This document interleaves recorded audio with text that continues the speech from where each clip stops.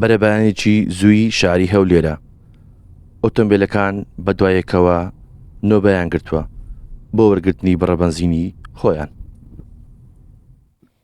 ئەو شۆفێرە باز لە خۆی دەکا کە چاوەڕوانی زۆری کردووە بۆ ئەوەی نۆبەتی بەنزینەکەی پێ بگات.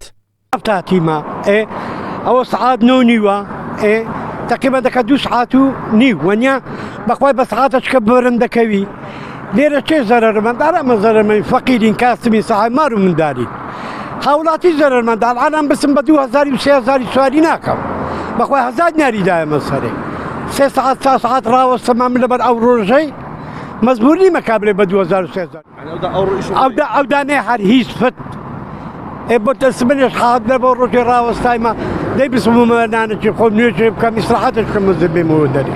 ئەو تابلۆیانەی لە بەردەمی بەنزینخانەکان هەڵواسراوە شۆفێران لە هەرێمی کوردستان ڕۆژانە چەندی جار سەیری دەکەن لەگەڵ بەرزبوونەوەی هەر کاتێکی نرخی ئەو بەنزینانە شۆفێرەکان پلەی هیواییان نزمتر دەبێتەوە بە هەرزانبوونی بەنزین. سەرمەندی باوەجیان بۆ گەرمای ڕاستنێ بەخوا لە سعات تاری سپینەوە هاتی مەسڕێ ئەوە تێم کردی بڵان تازە بەخوا برا ئیدی نازێک کاکە کوی سەرفیکەینە بەخوا برا دەمانێک کرێ گراکن کاکە حکومەت دەکرێ گرام مەکەن باشە بەخوا هاش دەرنانی برا والله وەزعنیە بران بەخوا خەرکە تێدا والله گوناحتان دەگاتێ بەریا مینی پاسم پێ بەریا بەخوام کرێمان گرانەکەم خەت سلێمان 10000 دینارە ئێمە بەنزین بە 350 بوو 10000 ئێستا بەنزین 1000 بەکارەوە زەرەری من گەوری ئەمە کاکە مەینە والله برا والله تبدا كاكا بس خانه زياد بكريت اني او سرجني بنا يعني قبضناك ساعات نرخي شاشة النوات احتياطيه بزوت بنز خانه ما زياد كاكا جا محقوني براستي 3 ساعات سالي شي بلي صرا 6 ساعات نود بردناك محقوني براستي كاكا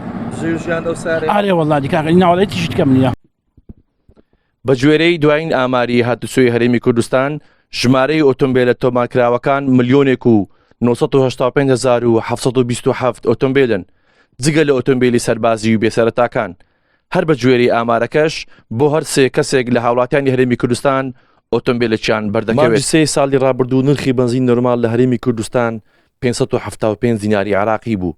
ئیمڕۆکە نرخی لە بەنزینخانەکانی هەرێمی کوردستان گەیشتە 1200 دیناری عراقی بەم شێوێش 630 دینار گران بووە.